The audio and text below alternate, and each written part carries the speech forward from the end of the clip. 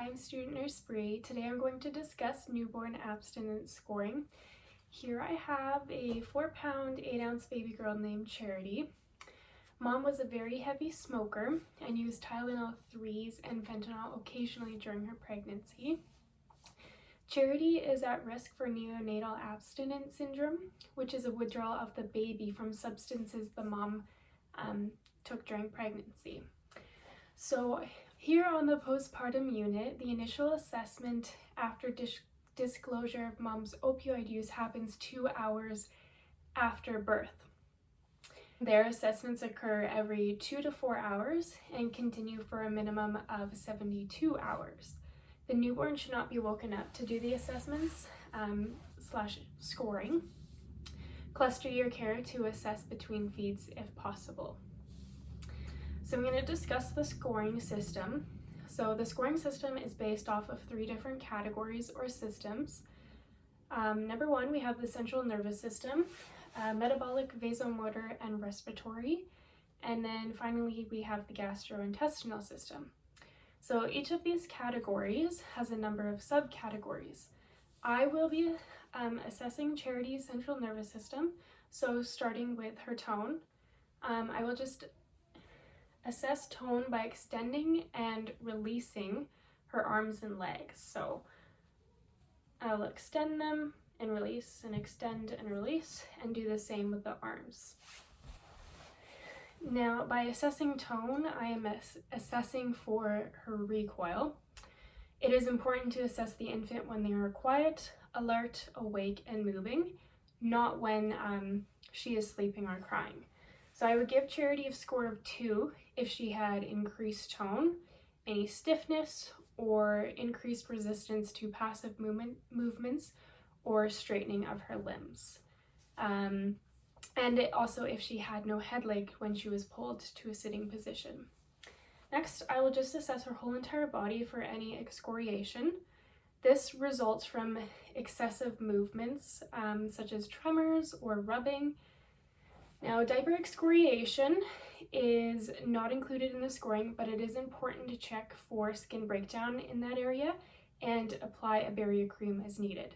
So she would receive a score of 1 for any excoriation on the nose, the chin, her cheeks, elbows, knees, or toes.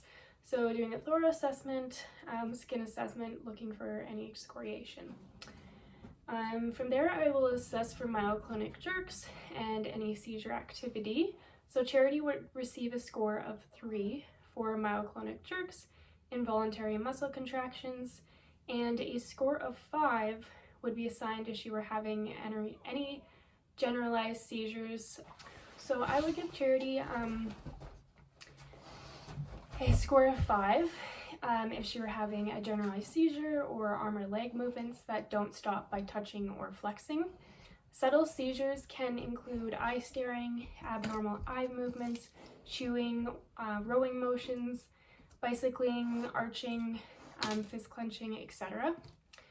Hi Tucker.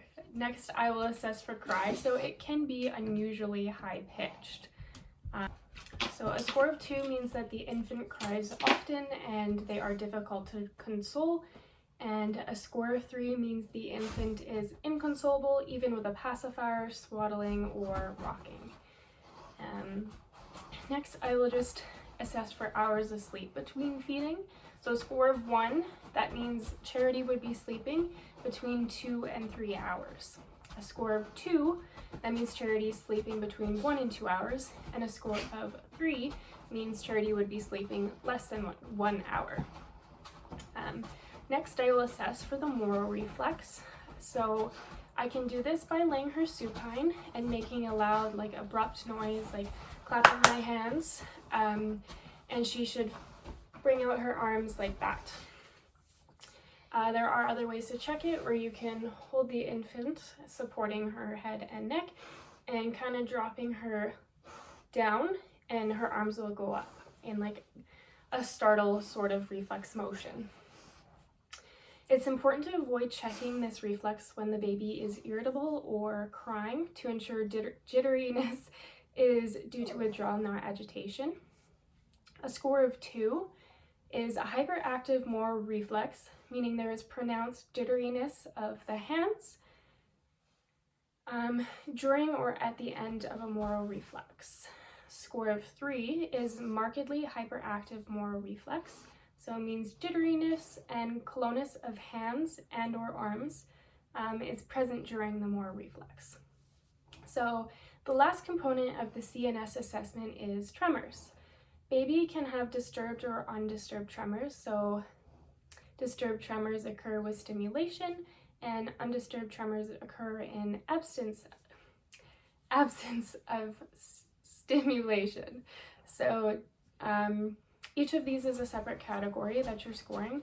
So for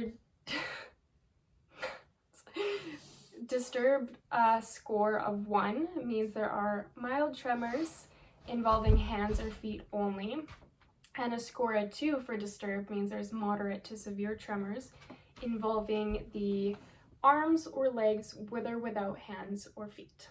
And undisturbed means that it's occurring for at least 2 minutes.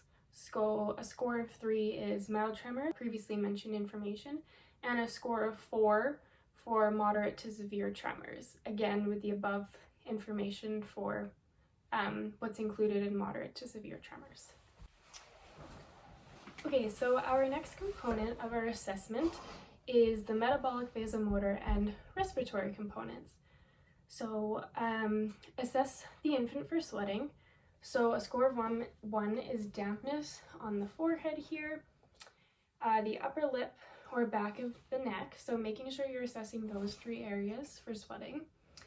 And this is provided that the infant is not overdressed.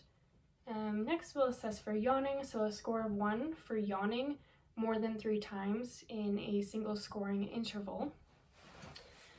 Molting is scored as a 1 if it is present on the chest, trunk, arms, or legs. Nasal stuffiness is scored as a 1 for nasal noise when breathing, not associated with illness, and sneezing is scored as a 1 for sneezing 3 times in a scoring interval. Nasal flaring is scored as a 2 if nasal flaring is present. I will assess Charity's axillary temperature, so I don't actually have anything to assess that with, but I would just pop it under her arm here and wait until I get a reading. A score of 1 would mean her temperature is between 37.2 and 38.3. A score of 2 means her temperature is between, a score of 2 means it is higher. I give up. A score of 2 means it is 38.4 or higher for her temperature. So now I will place my hand lightly over her chest to assess her respiratory rate for a full minute. So pretend that 60 seconds has gone by. So score 1 will be assigned for respiratory rate greater than 60 breaths per minute at rest.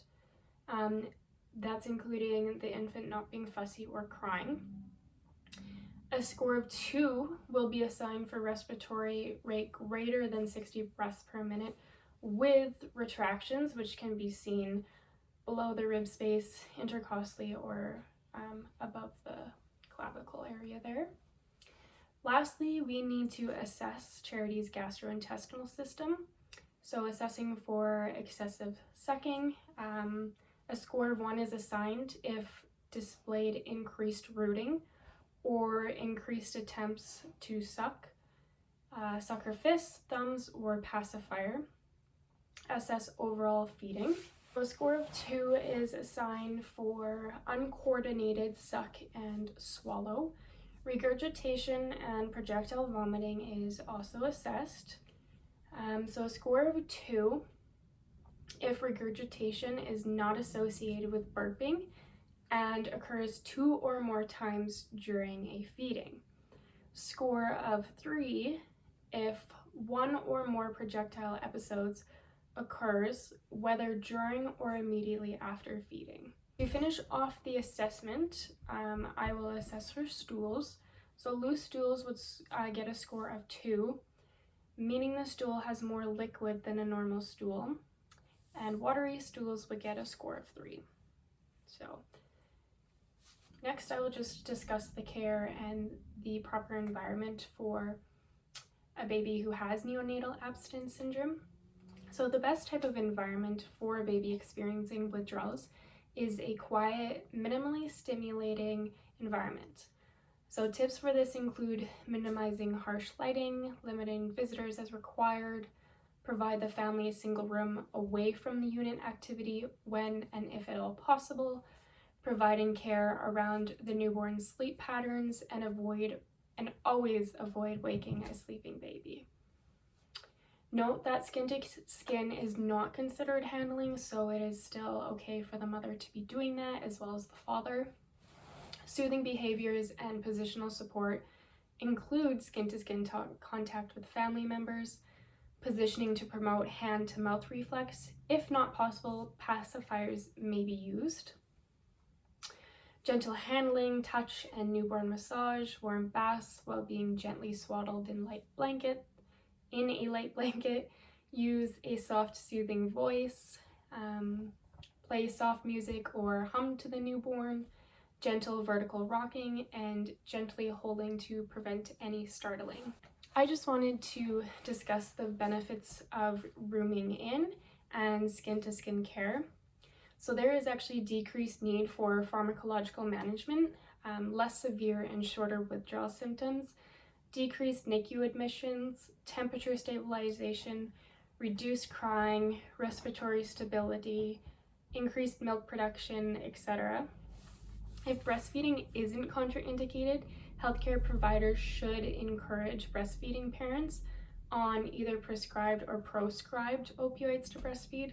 So proscribed, it sounds like I'm saying the same thing, but I'm not. Proscribed is the use of illicit drugs that are not prescribed by a doctor or a pharmacist. So newborns who breastfeed have fewer symptoms of neonatal abstinence syndrome and require shorter pharmacotherapy than those who aren't breastfed. If breast milk is unavailable, there are alternatives available such as screened, pasteurized donor human milk and commercial infant formula. Additional nursing care includes assessing diaper for rash and using a barrier cream to prevent breakdown during withdrawal, as diarrhea can be a concern with a baby who is withdrawing. And next, I just want to discuss pharmacologic therapy. So pharmacologic therapy is considered for newborns with in utero opioid exposure who have a score of 8 or greater for 3 consecutive readings, or 12 or greater for 2 consecutive readings. So morphine and methadone are both used for therapy. Adjunct therapy may be used as well, including clonidine. This is an antihypertensive medication, but its off-label use is for adjunct opioid withdrawal therapy and phenobarbital. This baby would also require nicotine replacement for exposure during utero. So lastly, I just wanted to touch on education for the mother and her family. So I'm just gonna word it in a way that I would probably say it to the mom. So secondhand smoke exposure is harmful to Charity. It is important to make the home and vehicle smoke-free. Third-hand smoke can also stay on the clothes and your body. It is important to wash your hands and change clothing before handling your baby. Tobacco exposure also increases the risk of sudden infant death syndrome, hence why it is so important to be minimizing that secondhand and third-hand exposure of cigarettes.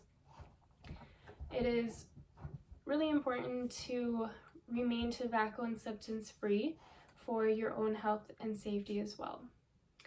The little disclosure for nurses and nursing students is just always be open and supportive of where the mother is at in terms of change and her current needs. If she's not ready to make that lifestyle change, then you can't force it upon her. The least you can do is provide that teaching and support her. Just support her where she is at, and never make it seem like you're trying to push her in one single direction. Some more teaching points is teaching withdrawal behaviors to watch for. So that includes not eating well or having difficulty sucking, not sleeping well, or waking frequently and not settling, crying for long periods of time, and just overall being really fussy.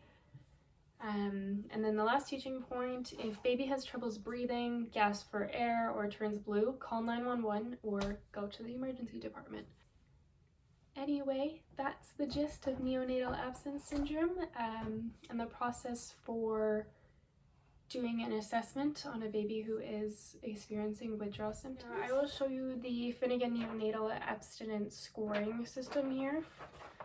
So this is essentially what it looks like, and you can see the 3 categories, 1, 2, 3, and then there's some criteria at the top here.